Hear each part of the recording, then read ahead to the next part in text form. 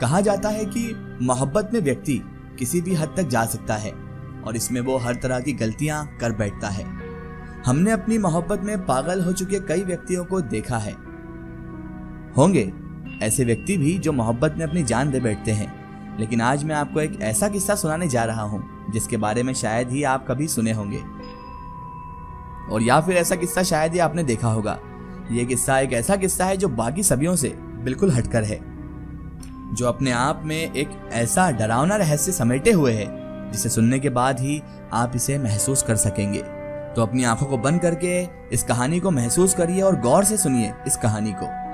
मेरी ये कहानी आपत्तिजनक ना हो इसलिए मैं इसमें उस जगह का नाम अंकित नहीं करूंगा।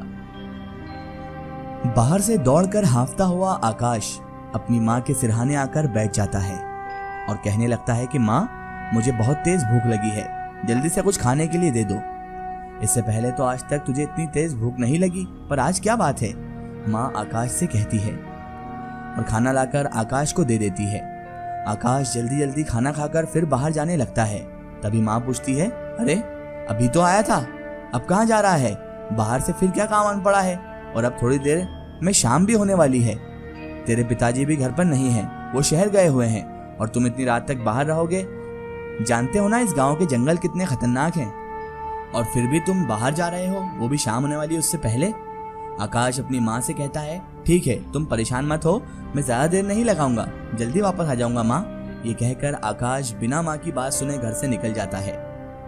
आकाश अपने दोस्तों से बातचीत कर जब दूसरे गांव से अपने घर की ओर लौटने लगता है तो वहीं गांव से थोड़ी दूर तालाब के पास आकाश को एक लड़की बैठी हुई दिखती है। आकाश सोचता है कि शाम में इस तालाब के पास अकेली लड़की आखिर कर क्या रही है, शायद मुझे उससे पूछना चाहिए, उससे बात करनी चाहिए। और यह सोचकर आकाश उस तालाब के पास चला जाता है। उसके दिल में तो इंटेंशन यही थी कि मैं इस लड़की से पूछूं कहीं परेशान तो नहीं है या फिर ये रास्ता तो नहीं भटक गई है। बहरहाल आकाश उस लड़की के करीब से जाता है। उस लड़की को करीब से देखकर आकाश के होश उड़ जाते हैं, क्योंकि वो लड़की बेहद खूबसूरत थी और आकाश को वो लड़की पसंद आ जाती है। आकाश उस लड़की से उसका नाम पूछता है तो वो लड़की अपना नाम मोनिका बताती है और तुरंत ही उठकर वहां से चली जाती है। आकाश हैरान हो जाता है। आकाश उसे रोकना भी चाहता है, लेकिन फिर वह कुछ सोचकर उसे नहीं रोकता है। धीरे धीरे अब रात होने वाली थी, इसलिए अब आकाश भी अपने घर को लौट जाता है।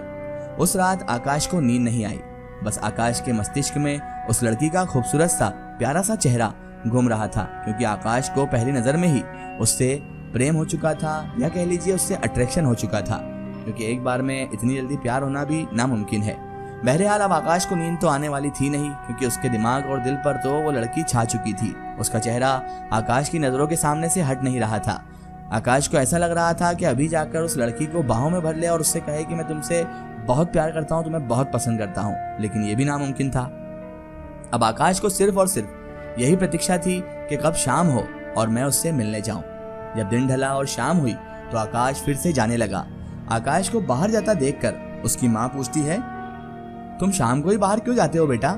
जानते हो ना कि अभी तुम्हारे पिताजी भी यहाँ नहीं है, कभी कभार महीने में वो एक बार आ जाते हैं। अगर तुम्हारे साथ कुछ गलत हुआ तो मैं अकेली क्या करूंगी? और मुझे तुम्हारी फिक्र है बेटा, ये जंगल बड़े खतरनाक है, यहाँ पर भूत प्रेत के अलावा जंगली जानवर भी हैं। आखिर तुम ऐसा क्यों करते हो? तुम्हें पता है तुम्हारी माँ घर में अकेली है, फिर भी तुम शाम के समय जा रहे हो। अगर तुम्हें कुछ हो गया तो हमारे जीने का सहारा क्या बचेगा? तुम ही बताओ, तुम्हारे पिताजी को मैं क्या जवाब दूंगी? वो तुम्हें मेरे सुपुर्द करके गए हैं और कहा था कि मेरे बच्चे का ख्याल रखना। अब मैं उन्हें क्या जवाब दूंगी अगर कुछ हो गया तो आकाश कहता है, माँ तुम भी ना कुछ भी सोचती रहती हो, मुझे कुछ नहीं होगा और इतनी खतरनाक सोचे मत रखो। मैं बस अपने दोस्तों से मिलकर माँ थोड़ी देर में आ जाऊंगा। और ये कहकर वो फिर से माँ की बात सुने बगैर ही घर से निकल जाता है। आकाश फिर से गांव से बाहर उसी तालाब के पास जाता है और वो देखता है कि वो लड़की वहीं गुमसुम अकेली बैठी हुई है। खूबसूरत चेहरा, ऐसा हुस्न किसी का भी दिल मोह ले। आकाश उस लड़की के करीब जाता है। करीब जाकर इधर उधर की बातें कर उसे रिझाने लगता है। वो लड़की जिसका नाम मोनिका था वो भी आकाश से अब बातचीत करने लगती है। धीरे धीरे दोनों के बीच प्रेम बढ़ने लगता है और वो दोनों एक दूसरे को बेहद चाहने लगते हैं। दिन महीनों में गुजरने लगते हैं और अब आकाश हर रोज अपनी माँ से झूठ कहकर जंगल पार करके दूसरे गांव में मोनिका से मिलने जाता था। ये सिलसिला काफी दिनों से चल रहा था और एक दिन जब दोनों तालाब के पास बैठे हुए थे तो गांव के एक व्यक्ति ने उन्हें देख लिया और वो जाकर ये बात मोनिका के पिताजी को कह आया।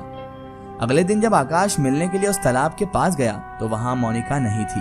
आकाश बहुत ज्यादा घबरा गया। उसे लगा कि आखिर ऐसी क्या बात हो गई कि वो आई ही नहीं। आकाश ये बात जानने के लिए उस गांव के भीतर चला गया। गांव के गुस्साए लोगों ने अचानक ही आकाश पर हमला कर दिया। आकाश कुछ लोगों को अपने पीछे आता देख जंगल की ओर भागने लगा और आकाश एक घनी झाड़ियों में छुप गया। वो लोग काफी देर तक आकाश को ढूंढते रहे, लेकिन फिर वो चले गए। उनके जाने के काफी देर बाद आकाश झाड़ियों से निकला, लेकिन अब रात हो चुकी थी। जंगल में काफी अंधेरा और सन्नाटा पसरा हुआ था। आकाश को अब थोड़ा डर भी लग रहा था कि इसी बीच अचानक उसे कुछ आवाजें सुनाई दी जो जंगल से आ रही थी। आकाश सहम सा जाता है। उसे लगता है कि आज गांव वाले मेरे पीछे क्यों पड़े थे और वो मोनिका कहाँ गई और ये जंगल से आ रही आवाज कैसी है। शायद मुझे वहां जाकर देखना चाहिए। और आकाश जंगल से आ रही आवाजों की ओर बढ़ने लगता है। वहां पहुंचकर वो पेड़ के पीछे छिप जाता है और देखने लगता है। तभी आकाश अपने सामने जो देखता है तो उसके होश ही उड़ जाते हैं। आकाश देखता है कि वह दो आदमी थे जिनके पास मोनिका की लाश थी और वो लाश को एक गड्ढे में दफन कर रहे थे। आकाश अंदर ही अंदर रोने लगता है। उसे लगता है आखिर मोनिका को कौन मारा और क्यों, और ये लोग कौन है जो मोनिका की लाश को सबसे छिपाकर जलाने के बजाय इसे दफन कर रहे हैं। ये देखकर आकाश को बहुत गुस्सा आ रहा था, लेकिन वो कर भी क्या सकता था। लाश को दफन करके जब वो चले जाते हैं तो उसके बाद आकाश उस कब्र के पास जाता है। मोनिका के कब्र को देख आकाश रोने लगता है, क्योंकि वो मोनिका से बेहद प्यार भी करता था और मोनिका भी उससे बहुत ज्यादा प्यार करती थी। आकाश उस वक्त इतना बेचैन था कि उसे अपने घर जाने के बारे में ख्याल भी नहीं आ रहा था। वक्त गुजरा जा रहा था, रात और गहरी होती जा रही थी, लेकिन आकाश मोनिका की कब्र को बस निहारे जा रहा था। शायद उसकी याद में खो चुका था।